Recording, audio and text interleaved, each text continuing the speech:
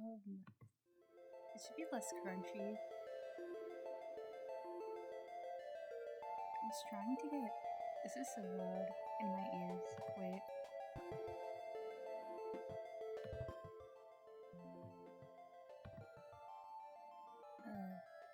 Hang on. How do I go back? How do I go back? I want to go back to the menu because it's too loud. I can't think. Okay, so I couldn't get the other one to work. Okay. I got it right here. And it doesn't open. So I don't know. I'm playing the other one. This one is pretty well known. Oh, okay. Good road adventures. Promise and work with potential for adventure, soul searching, and incredible scenery. Or at least that's what you thought before the novelty wore thin. As of now, your legs are cramping up. You've exhausted your travel clothes 2 times over, and your stomach is begging for something to eat. On top of that, you're pretty sure you're lost. Driving through Oregon paints a picture of trees, and more trees, especially on the endless winding roads that you're taking up north. All that breaks the pattern is a sign that zips past with words that you're just able to make out. Grouty Falls. Road continues on. Giant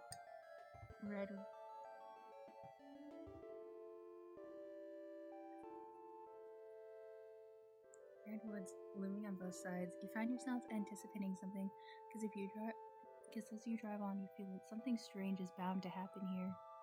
Something weird. And that's when it happens. Your car picks up speed. Change came out of nowhere, and you quickly put your foot on the brake, but horrifyingly, the car seems to be driving on its own willpower. I haven't watched a movie where that happens yet. Trying to stay calm despite the panic welling in your chest, you pull the emergency brake, only to find that the car resists and keeps moving forward, like something is pulling it. The car begins. Oh my gosh, is it Steve?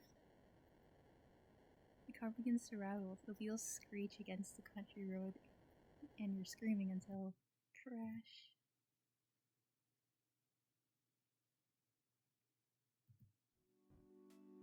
Hi guys, my name is YN. My life is crazy. There's smoke. Why is there smoke? Cough, fumble for the door, and manage to undo the lock just before the door is wrenched outward from your grasp. Something lands on your shoulder, a hand. Are you alright? Oh, I like that. A man stands at your open car door, his hands on your shoulders, leaves to tilt your head up, and he pulls a flashlight from his coat, shining it in your eyes. 2 blinks, and he lets your chin go. I actually don't know when this takes place in the timeline, so, is this before Weird Armageddon? His eyes dart over to the rest of you, looking for injuries. Still stunned, all you can do is watch. What's your name? Regular person. Ha ha ha.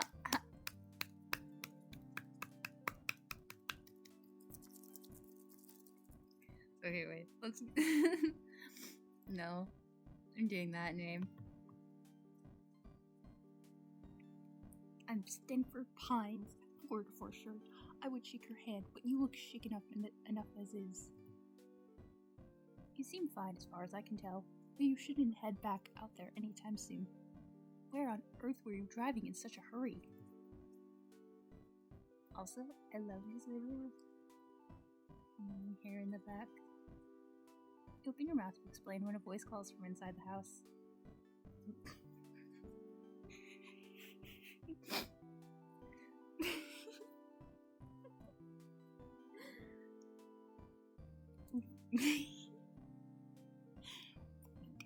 This better not be one of your experiments again. I've had this place real too many times too.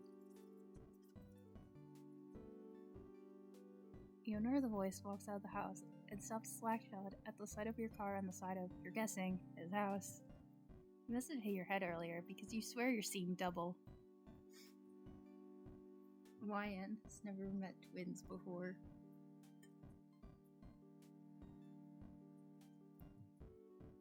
Sweet Moses, Ford. You've done it this time. What? This has nothing to do with me. I was testing my magnet gun, and... Oh, so that's what happened. It must have pulled this victim of circumstances into the house. I suppose it is entirely my fault. I'm incredibly sorry.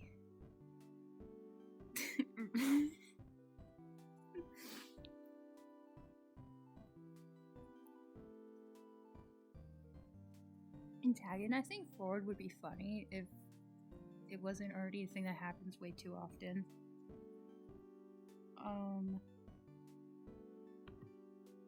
This better not give me his route. I don't want it. Unsure why you're reassuring this mystery man who just wrecked your car. Give an awkward shrug. It's alright. No, I must have done something wrong. A wire mix-up perhaps, or pretend They're talking about your other mistakes, sir. Right. Hey look, it's fine, alright? Sure, there's a dent in the hood from the shack's signage and a crack in the wind. Oh wait, it's a stand, because I forgot we don't have either of their names yet, so like, it's still question marks. I'm a little bit slow. Hey look, we're fine, alright? Sure, there's a dent in the hood from the shack signage and a crack in the windshield that looks like an ominous triangle, but I'm sure she'll still run. Try to start the car. It sputters, but ultimately nothing happens. You feel like crying. Oh, well, let's call a tow truck for this unfortunate soul here, and Fred. I'll take care of it. You're right. It is cheaper to tow it yourself, Sixer. Get that magnet gun out again. No, Stanley. I'm gonna fix this. What? Ha! You fix this mess? I figured out a few alien vehicles in my time. Nah, you're kidding me. It takes some time, it takes some sort of miracle worker to bring this baby back to life, and this miracle worker is on vacation. Stanley, a moment. Ford and Stanley turn away, and you're left to your thoughts. Who can anticipate a car accident like this in the middle of a road trip? You take care of the car, but how are you gonna get home? They run buses out here, right? So you take a bus out of here and then... Ford clears his throat, shifting a little awkwardly in place. Seems like they've finished their talk.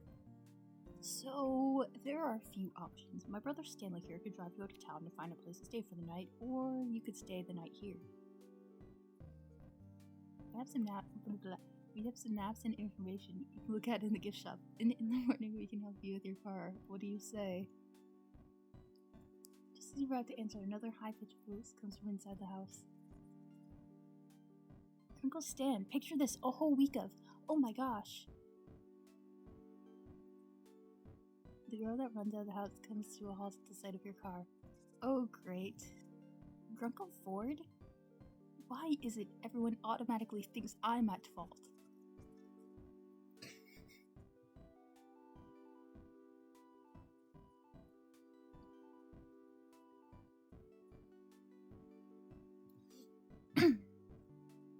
Well, this time it is my fault. And I've invited Fitz here to stay with us for the night. If you'd like, I'm sure I can fix this. I just have to figure out how. Stanley sighs. I can take a look. Being on vacation's pretty boring.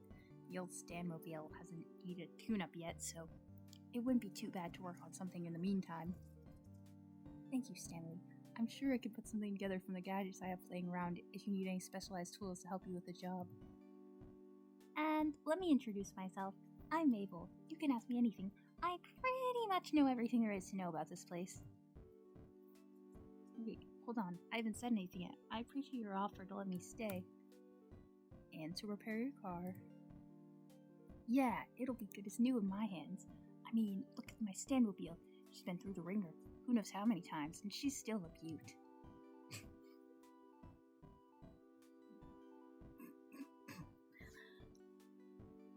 He points out the red car a distance away, you really can't see how beautiful it is at the distance, but he sounds really confident.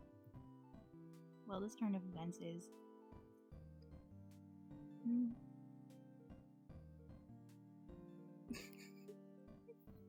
Should I just, like, distrust them the whole time? Suspicious. Free repairs, free lodging? What is this, a setup to a murder? You can see the headline now. Unsuspecting tourist dies mysterious death in backwater town. But at least the jury's still out on these people. The cost of auto repair anywhere here or anywhere else would show you no mercy. Well, I accept. Thanks for your help. And my apologies again. What an embarrassment. I must have made such an elementary mistake. As Pines lead you inside the house, Mabel leaves her number in your phone for you to call whenever. You found out that Ford's twin goes by Stan. This part's the house, but just outside the door of the mystery shack. Hey, you ever been to the mystery shack before? I want to, actually. I saw a bumper sticker while I was on the road and got curious. Interrupted by a loud triumphant "Ha!" Those bumper stickers were a good investment. Sixer says they're too plain and graphically simplistic and don't even have an address on them. Stanley, how is anyone supposed to find this place to attract customers? Sixer, did you hear that? Well, they are graphically simplistic. I don't know how he found this place. Let alone thought, what is a mystery shack, was compelling. I kinda liked it. See, he kinda liked it. Hey, I'd like you, Fins. How about I give you a tour sometime tomorrow? Regular price. Tomorrow? I'll have to squeeze all my get-to-know-you questions in today. Fins, tell me, capybara, yes or no? At that moment, a boy passes in the hallway at the far doorway and calls for Dipper, my boy, I'm surprised I didn't see you run out to the scene of the crime. Crime? What crime? I have an alibi, Oh, you have someone with you. Haha, I'm not suspicious at all. Did you guys see the car on the side of the shack, though? For a second I thought the Manitars were back with a grudge. Yes, about that. Dipper, meet Fitz. I've, stranded his car here by accident. He's staying here for the time being. Sorry, stranded his car here? You crashed it? Yeah, the Eston shack fell off and everything, and the windows are cracked. One window, the windshield. And Fitz was lucky to make it out alive. He's fine. No injuries, thankfully. Magna gun's rather safe, despite never have been tested in a formal setting.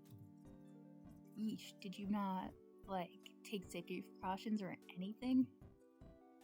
Actually, the irony of the situation is that I was trying to install a safety precaution. Hey, if you two are gonna do your nerd talk, I'm gonna get Fid set up. Mabel, sweetie, why don't you show Fid around? Let him stay in the, storage room. That's still empty, right? I'll make it empty. It better not be Seuss's, It's one of my favorite bits. The rest of the day consists of Maple showing you the storage room you'll be staying in, then the kitchen, and the living room, and the hallway, and the bathroom, and pretty much a comprehensive tour of the mundanities of a regular house. Eventually, you find out that the family is even more extended than you knew. The decorative doilies make a lot more sense knowing my grandmother normally lives here, and her grandson, Seuss. Was it Seuss? Whatever the name.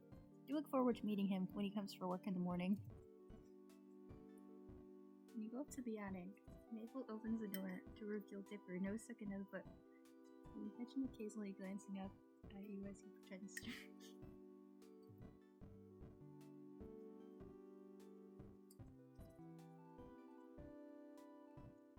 The next member of the family snored as if away from Mabel's bed. Arizan Inkfake flew available players with the best friend and partner crime models. Two of a perfect match, running down to the heavy season in impossible noses. And in the evening, though you're still in disbelief at the state of your car, the family entered an afternoon TV marathon you've been invited to. Made it seem like a normal guest rather than a worse circumstance. Returning to the storage room Abel had shown you earlier, you find an air mattress waiting for you and more pillows and sheets than a summer night warrants.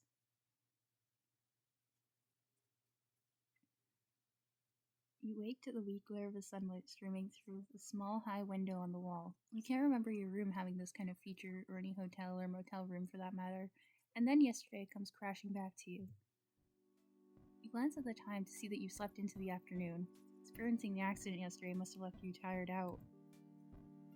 Despite having been assured yesterday evening that you were free to head to anything in the fridge, you still feel like you're imposing on Mr. Fine's family. Try preparing as polite a guest breakfast as you can.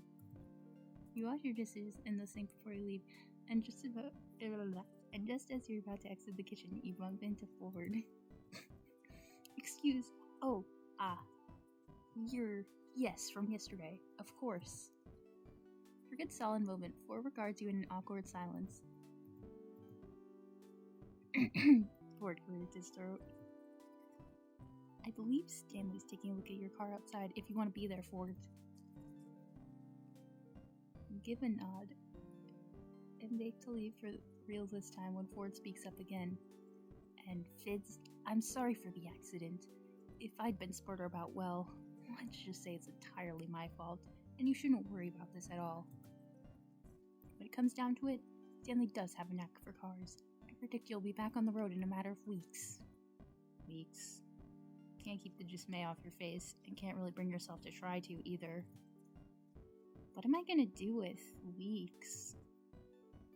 Ford, who'd gone kind of uncomfortable and closed off when your face fell, recovers at the prospect of a question he can answer. Well, there's town to tour, of course, and the mystery shack. But if you ask me, all that pales in comparison to... Hold on, do you hear that? Ford turns to the kitchen doorway to investigate. Sounds like. Sound comes again, and this time you hear it as well. The squeal of a pig, followed by a pair of quick footsteps running down the stairs. While someone the open kitchen doorway, and Mabel comes into view soon after, a few sheets of paper clutched in her hand.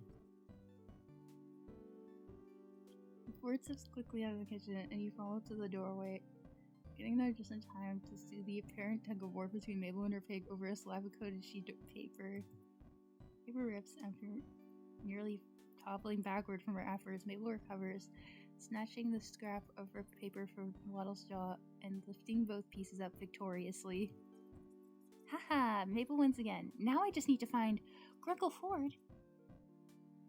Ford, who'd run forward and held a hand out to steady this energetic child when she'd been in danger of toppling over, now finds a number of crumpled sheets of paper shoved into his hands.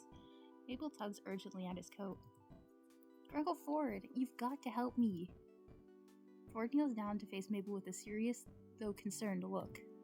Slow down, Mabel. What's the matter? Dora found a stack of pages from your old journals, and I walked in and Waddles ran up and started eating one, and he must have been chewing on it to warn me, Grunkle Ford, because look. Mabel takes the house of paper back to Ford's hands and joins them together, holding it up for Ford to see. I see. And you took it as a warning. Yes, it says here that it eats small dogs, and Waddles is a small pig, but he sort of looks like a dog from far away, and Waddles must have feared for his life. Waddles seems to second this notion with a snort, or not, as it seems. The pig is lounging adorably in a short distance away in the hallway. You can't imagine what this dangerous predator could be. Some kind of wolf? Something bigger? You're suddenly not so keen on staying anymore. Remember the pterodactyl I told you about? Waddles was so scared that time. I can't let him leave my side. Pterodactyl? I suppose pigs are allowed in museums around here. How about I finish that repellent I never got around to completing? That'll keep Waddles safe from harm. Mabel flops down on the floor in relief. Grunkle Ford, you're an actual lifesaver. Waddles, you have nothing to fear. Ford chuckles, lifting himself out of the kneel and standing back up. Alright, I'll go get my recipe. Ford turns to leave, and you suddenly remember that with nothing better to do for weeks, you're gonna be here. It wouldn't hurt to get to know Ford. He seems to know what there is to do around town anyway, and you'll need to not die of boredom in the first week. Or more pressingly, you can go check on your car and see what Stan's made of it so far. You're not exactly eager to face seeing your car side of the house again, though.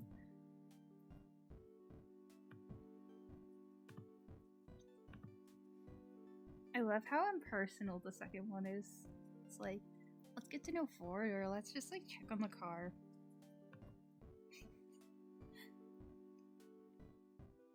If I do that thing where like I just mess with both of them and I don't pick an exact route, does this game have bad endings? After Ford leaves, Mabel rolls away with her pick towards the living room, and you head out of the room in search of Stan. The mystery shack should only have made 4 sides, but you feel like you've made your rounds past 5 of them before seeing your absolute wreck of a car. You swear it looks even worse than it did when he crashed it. Stan stands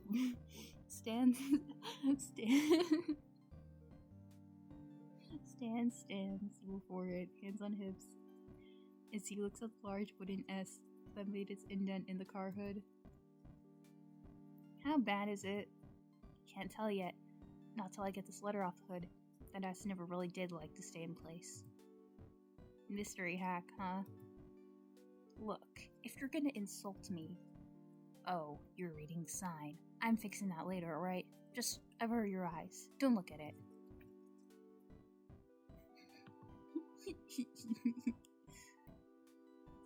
Guess we should fix it as soon as possible, then. Sounds good to me. Give me a hand there, would ya? Stan directs you to help him push the wooden S off the car. It stalls a little in its own dent, but with another firm shove, its end meets the ground. Stan gives another push with a grunt, and it tips falling completely to the ground with a whump. Now that it's free of its burden, Stan lifts up the dented hood in the car and takes a look inside.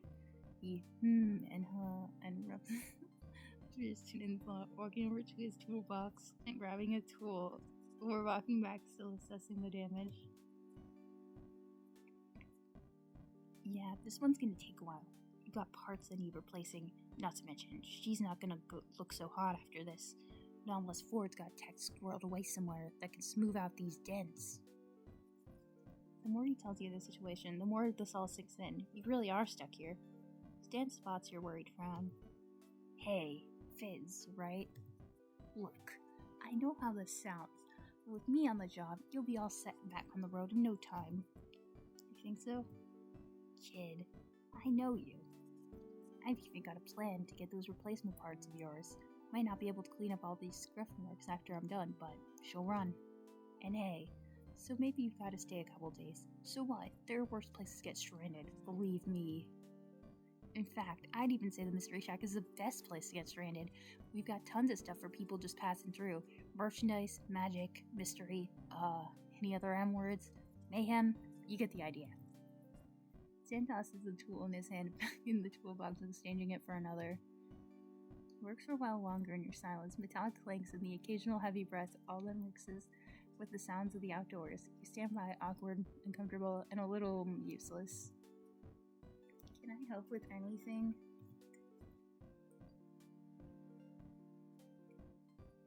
Know anything about cars? No. The real Ford probably knows so much about cars. He's probably so annoying about it.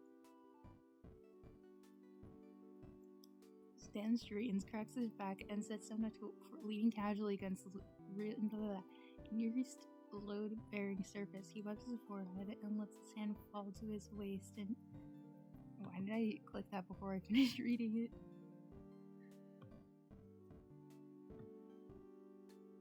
He wipes his forehead, lets his hand fall to his waist, and gives you an assessing look. How about call it is tall tales improv?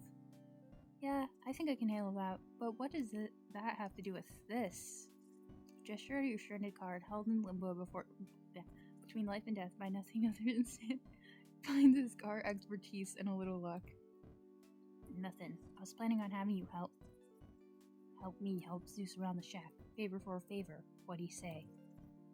Well, it's more interesting than helping Ford with his pest problem. You accept. Alright, follow me. Is this one of those games where, like, I'm never gonna see Ford again? You all stand back into the mystery shack, passing by the showroom and getting a glimpse of an energetic figure leading a flock of tourists through a veritable sea of obviously fabricated oddities. You hear the word, and this is the 9th wonder of the world, right in the mystery shack. It's what makes this place world famous, dudes. Stan notices her face slowing as he listens and tosses an explanation back for you. That's Zeus. During operating hours, he's the Mystery Shack's one and only Mr. Mystery. I told him he didn't need to keep the Mystery Shack running while he's on vacation, but the kid's got a passion for the role. You interested in this kind of stuff? I was thinking about going on a tour. Feels weird now that you're staying at a tourist trap, though. And you're kind of going to poke fun at exhibits. Harder to do when you have to live around the tour guide. It's fine, really. Nah, I think I want to give you a tour of the place. You'll get one from the founder himself. You ever hear one of my plugs on the radio? I weren't really paying attention to the radio during the drive, just taking in Oregon scenery. See the signs pointing to this place over a mile down the road? Again, you were pretty preoccupied with the Oregon scenery, but you guess you did see some signs with question marks on them. That's some vague advertising. Just seeing what works. Remember stickers? Still got one on Ford. Anyway, follow me, folks. Well, folk. Get ready to be amazed. Stan starts leading you back the way you came, trail behind him, a little skeptical, but definitely curious. Didn't you say the founder would lead this tour? Is Zeus the founder? What? No, I'm the founder. Built this place from the ground up. Except for the house. Well, metaphorically speaking, I mean, the house was here, and the junk was here. But I was the one who spun this place into the wondrous house of mystery junk. Stan gestures with his arms like he's smoothing out a rainbow. You're not very impressed. Prepare to be amazed. You're still not very impressed, but his energy gets you hoping you'll be amazed anyway. And there's a tour... I can't speak. There's a tour guide in the showroom right now, so I'll be taking you on the different cycle that completely misses them. We're starting in the gift shop. You enter the gift shop, a simple room crowded top to bottom with a stand of tourist souvenirs and merchandise. You see t-shirts with question marks, mugs with question marks, and pretty much everything has question marks. In one corner of the room stands a lumpy attempt at a statue labeled The Founder, recognized as Stan only by noses and glasses. This room usually comes after I butter up the customers to buy things, but since you're staying a while, I have plenty of time to sell you stuff later. Take a look around. If you see an impulse buy, make it. Nothing like trust in your instincts.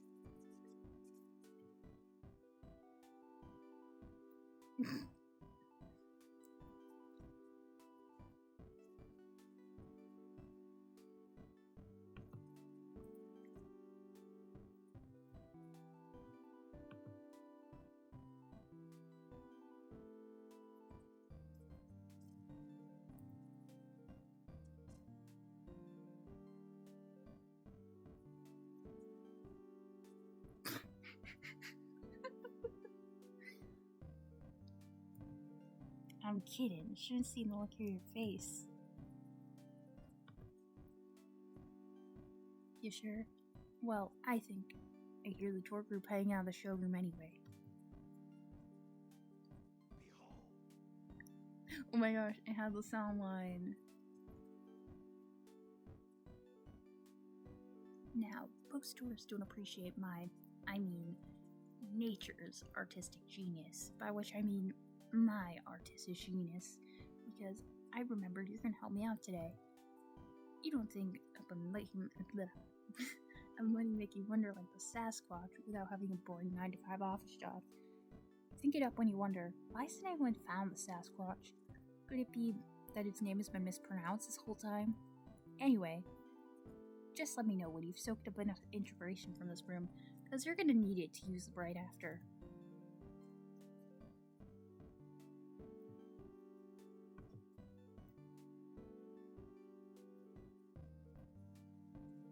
Alright, come on. We're going to see what makes this place a mystery shack instead of the shack. We're making another attraction for the showroom. You follow Stan through the living room to the kitchen, where stuffing animal parts are strewn across the surface to your left. Stan pulls out a thick needle and a spool of thread as an afterthought, adds a couple of nails and a hammer to the pile. It seems a little unsanitary to do this right across from the fridge, and has the potential to look almost gruesome if it weren't so oddly cartoonish. He steps up to the workspace and pulls at the googly eyes that have been glued over the lifeless glassy ones typical of taxidermy. Mabel's contribution to the craft project remained firmly intact. That's what I get for letting Mabel bring her stash of scrapbooking supplies. That's one more thing to add to the backstory. Backstory? What? You don't really think tourists are dumb enough to believe that the thing you're selling them is what you tell them just like that, do ya? Because if you do, you'll be set to do business at Gravity Falls. Anywhere else, though, customers take a little more work. See, every good piece comes with some kind of story, or if you're Poindexter, some kind of lore. Horror stories work pretty well, because within suggestions, people can always find ways to spook themselves. I've done it for years. It's kind of an art. Stan appears nonchalant, but you can see a quiet pride within him.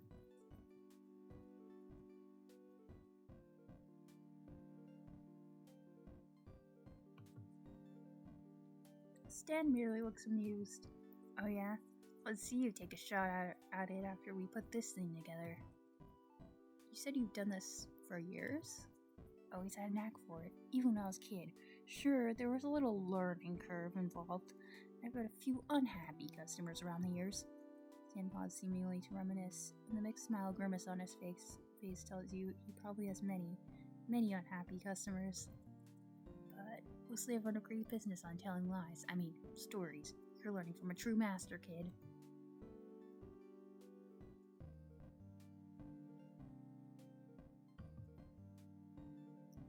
Stan's grin melts into something softer, maybe a little bittersweet. My brother wanted to drag me off the trip with him. Couldn't say no, and I couldn't just close the place, so I left it all to Seuss. He practically grew up on the place, you know? Definitely wouldn't have trusted it to Wendy. She's usually a cashier around here in the summer. It's weird having to explain all this to you. I keep thinking you already know all this.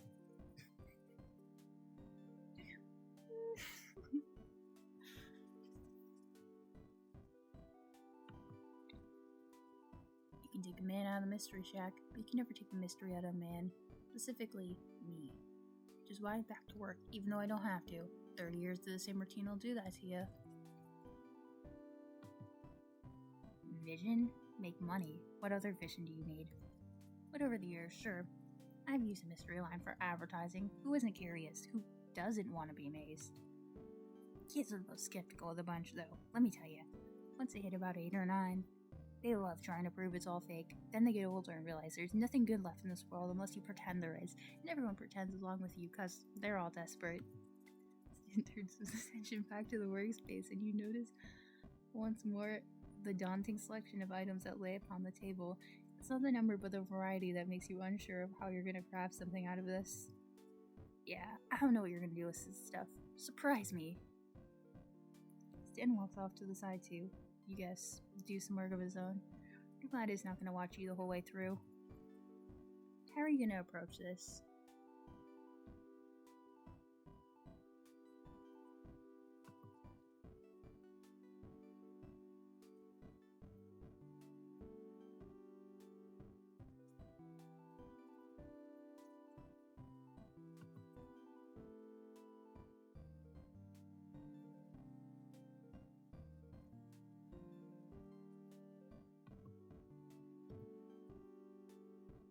Oh, he hates it. He hates it. He hates it. He hates it.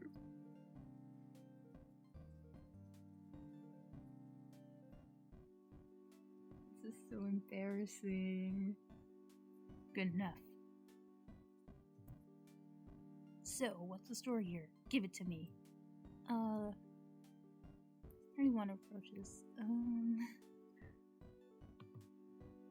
This is a fish gherkin. A fish squirrel chicken. Dan nods appraisingly. Sounds like you got the hang of this. Alright, this thing's about as close to the show ready as it'll get. Wait, here a sec. Stan carries the showpiece out of the room. After a few moments, you hear his footsteps return, and he comes into the room with 2 cans of Pit Cola. Stan sits one down on the dining table, is condescending, showing a slow drip onto the table service. He waves you over to join him, and you slide into the seat across from him. Nothing like a cold one to finish up the day. Cheers. My one who stated past the Pit Cola. He picks up his can, gesturing towards you with it as he leans leisurely back in his chair, and you watch as he takes a sip. It's a nice looking sip, and now you're staring. You pull over your own can and pop it open. So, got any questions for me? Talking tends to ease me to a new place. Might do the same for you. Let's ask about. I'm just kidding, I'm not going to. It's like the worst possible thing you can ask Stan. Like, he wants to talk about himself, and you just bring up with that forward. So, tell me about yourself. What is this? First date? Can be. That's weird. I'm Pines, Stan Pines, Imaginator, Town Darwin. Used to be profiteer of the mystery. Terror of the mystery? I don't know. He paused and stayed a pause. He gave him an expectant look that wants him to continue, and he clears his throat, nervous. What? Were you serious? I don't get this often. The longest I could get people to listen to me is when I'm selling them something. And even then, it's tough luck. Last time someone listened to me, they tried to eat me. Can you believe that? I barely got that much meat left on me. And keep going. You can't just end it there. Stan gives an uncertain smile, which becomes a full-on grin, and he laughs. Alright, I'll tell you. So, you see, there's this irresistible thing called revenge. Stan tells you to tell a road trip, a mountain full of mummies, and a woman who is secretly a spider. He's the only one that appreciates the roadside attraction episode. I actually liked that episode. Like, the only thing that bothers me is him is Stan falling for that, and then he doesn't fall for like any of Bill's tricks or any other character's tricks. It's like funny to me that Darlene is the only character to trick Stan. You don't believe a word of it, but find yourself enjoying it anyway. Stan knows how to hold his audience in a decent suspense, and he seems to light up whenever you laugh at the right parts, grinning along with you. And also, to add to it, like, I love how it's like, people think he's stupid, but like, ultimately, like, Stan is just more creative than, like, book smart, and that's, like, his character, because, like, do you know how, like, he still has to use so much creativity with the Mystery Shack? I don't know why people think he's dumb. Not to mention, like, one thing, he also has to be creative with tricking people. For today, you've never even heard of Mr. Mystery before, but now you really feel like you're seeing something special here, one-on-one with the man himself. The showroom already seemed full when I saw it earlier. Why make more? Tourists love variety. Put a sign advertising new attraction and they'll come pulling right through the doors. When I started this place, I didn't think, like making these. It used to be like another thing that made money. Now I'm stuck with it. Guess 30-something years of routine will do that to a man. Dan sounds gruff, but it's a fond gruffness. Sixer keeps saying familiar habits help too, so I've kept it up. I could sell some of these as art pieces. Yeah, I could buy them up to buyers and sell them at an even more ridiculous price than I usually would. I'd buy one. I'm holding you to that. So, got any questions for me? Is 40 usually like that? You know, trying to fix what ain't broken and ending up making trouble. Nah, he was a good twin growing up. You're the troublemaker? I can tell. You have no idea. Oh, he's not gonna answer this one. Imagine meeting someone for less than like a day and they ask you what happened in your past. You're really interested in me, huh? Or do you just ask everyone these kinds of questions?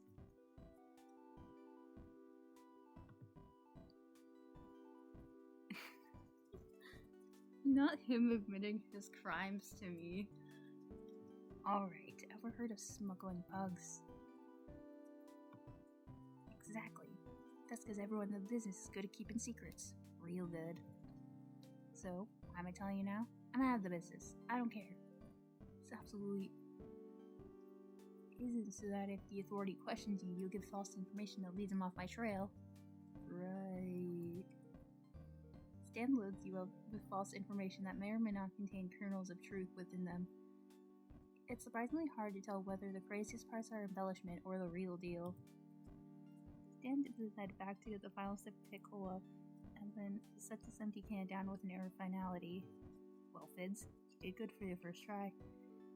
If you feel like helping me around again sometime, returning the favor on the car, let me know. You nod, and Stan gets up to leave when you remember something. Wait, I still owe you price of admission, right, for the tour earlier? Nah, don't worry about it. Give me something to hold you over. Give me something to hold over you if I need it. He says that and leaves. But even from what little you've seen of him, you feel like Stan's not really the type to really hold that over you. At least not for anything serious. Tourist trap might have more to offer than you thought.